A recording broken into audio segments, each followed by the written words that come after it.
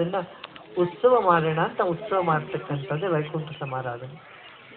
ಸಿಹಿ ಹಂಚೋದು ಎಲ್ಲರನ್ನು ಕರೆದು ಸೀಮಿತವಾದ ಶರೀರದಲ್ಲಿ ಭೂಲೋಕದಿಂದ ವೈಕುಂಠ ಲೋಕಕ್ಕೆ ಹೋದ್ರಪ್ಪ ಇವತ್ತವರು, ಆದ್ರೆ ಇನ್ಮೇಲೆ ವೈಕುಂಠಕ್ಕೆ ಯಾರಾದ್ರೂ ಹೋದ್ರು ಅಂತಂದ್ರೆ ಅಳ್ತಾರ ಕೂತ್ಕೊಂಡು, ಇಲ್ಲ ನರಕಕ್ಕೆ ಹೋದ್ರು ಅಂದ್ರೆ ಅಳು ಬರ್ತದಪ್ಪ. ಯಾರೋ ಸ್ವರ್ಗಕ್ಕೆ ಹೋದ್ರು, ಸ್ವರ್ಗದಲ್ಲಿ ಸುಖವಾಗಿದ್ದಾರೆ, ವೈಕುಂಠಕ್ಕೆ ಹೋದ್ರು ಅಂತಂದ್ರೆ ಸಂತೋಷ ಆಗ್ತದೋ ಬೇಡೋ? ಆ ಸಂತೋಷದಿಂದ ನೀವು ಸಂಭ್ರಮದಿಂದ ಅದನ್ನ ಆಚರಣೆ ಮಾಡಿ ಅಂತ ನಮ್ಮ ಹಿರಿಯರು ಮಾಡಿದ್ದಾರೆ.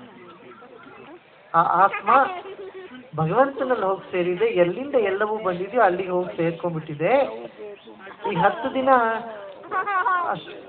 ಅಶೌಚವನ್ನು ಅನುಭವಿಸ್ತಾ ಇರ್ತಕ್ಕಂಥದ್ದೇನು ಸೂತಕವನ್ನ ಅವರ ಬಗ್ಗೆ ನೆನೆಸ್ಕೊಂಡು ದುಃಖ ಪಡೋದು, ಎಷ್ಟು ಅಳಬೇಕು ಎಲ್ಲ ಹತ್ತು ಕರೆದು ಮಾಡಿ ಮುಗಿಸಿ ತುಪ್ಪವನ್ನ ತೆಗೆದು ಕಣ್ಣಿಗೆ ಹಚ್ಕೊಂಡು 13ನೇ ದಿನ ವೈಕುಂಠ ಸಮಾರಾಧನೆ ಮಾಡಿ ಎಲ್ಲರನ್ನೂ ಕರೆದು ಅವ್ರಿಗೆಲ್ಲರಿಗೂ ಪ್ರಸಾದವನ್ನು ವಿತರಣೆ ಮಾಡಿ ಸಂತೋಷದಿಂದ ಕಾಲ ಕಳೆಯೋದು. ಅದಕ್ಕೆ 10ನೇ ದಿನ ಊಟ ಎಲ್ಲರೂ ಕೊಡೋದು, ಎಲ್ಲರೂ ಬಂದು ಮಾಡೋದು, ಬರೀ ಮನೆಯವ್ರು ಮಾತ್ರ ಬರ್ತಾರೆ. ಅದು ತುಂಬ ಹತ್ತಿರದವರು ಸಂಬಂಧಿಗಳು. ಯಾಕೆ ಅವಾಗ ಇನ್ನೂ ಸ್ವಲ್ಪ ಶೋಕ ಇರ್ತದೆ ಮನಸ್ಸಿನಲ್ಲಿ. ಯಾರೋ ಒಬ್ರು ಪ್ರಾಣ ಹೋಯ್ತು ಅಂತಂದ್ರೆ ಮತ್ತೆ ಅವ್ರು ಹೋದ್ಮೇಲೆ 9 ದಿನ 10 ದಿನ ಅವ್ರ ಒಂದು ಕಲ್ಲಲ್ಲೇ ಅವರ ಆತ್ಮವನ್ನು ಆವಾಹನೆ ಮಾಡಿ ಅವರಿಗೆ ಏನೇನು ಇಷ್ಟವೋ ಅದನ್ನೆಲ್ಲ ಅವರಿಗೆ ಇಟ್ಟು ಅವ್ರ ಆತ್ಮ ಕೇಳ್ತೀರಾ ನೀವು, ನಿನ್ನ ಮನಸ್ಸಿನಲ್ಲಿರೋ ಈ ವಾಸನೆ ಎಲ್ಲ ಇಲ್ಲೇ ಬಿಟ್ಬಿಡು. ಯಾಕೆಂದ್ರೆ ತಿನ್ನೋ ವಾಸನೆ, ಉಡೋ ವಾಸನೆ, ಬೇರೆ ಏನೇನೋ ಮನಸ್ಸಿನಲ್ಲಿ ಏನೇನೋ ಇರ್ತದಲ್ಲ ಸಂಸ್ಕಾರಗಳು, ಈ ಸಂಸ್ಕಾರಗಳೆಲ್ಲ ಮುಗಿದೋಗ್ಲಿ, ನಿನ್ಗೇನು ಬೇಕೋ ಎಲ್ಲ ನಾನು ಮಾಡಾಕ್ಬಿಟ್ಟಿದ್ದೀನಿ.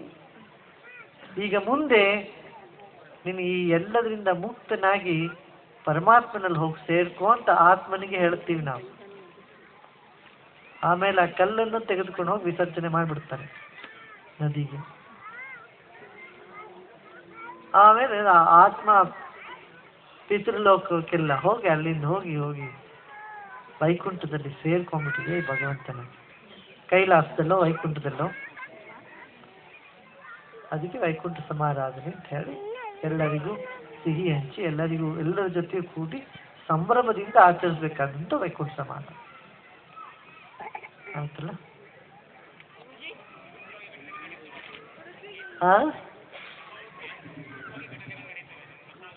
ನಮ್ಮ ಜೀವನದಲ್ಲಿ ಎಲ್ಲ ನಮ್ಗೆ ಬೇಕಾಗಿರೋದೇ ನಡೆಯುತ್ತೆ ಅಂತ ಹೇಳಕ್ಕಾಗಲ್ಲ. ಕೆಲವು ಬೇಡದೇ ಇರೋದು ಆಗತ್ತೆ, ನಮ್ಮ ಮನಸ್ಸಿಗೆ ವಿರೋಧವಾಗಿರೋದು ಆಗ್ತದೆ. ಅದನ್ನೆಲ್ಲ ನಾವು ಸ್ವೀಕಾರ ಮಾಡ್ಕೊಂಡು ನಡಿಬೇಕು ಅಷ್ಟೇ. ಗೊತ್ತಾಯ್ತಲ್ಲ? ಯಾವಾಗ್ಲೂ ನಮಗ್ ಬೇಡದೇ ಇರೋದೇ ಆಗತ್ತೆ ಅಂತ ತಕ್ಕೋಬೇಡಿ. ಬೇಡದೇ ಇರೋದು ಆಗತ್ತೆ, ಬೇಕಾಗಿರೋದು ಆಗತ್ತೆ. हिंदी में बोलेंगे. कितने लोग हिंदी समझने वाले कितने लोग हैं?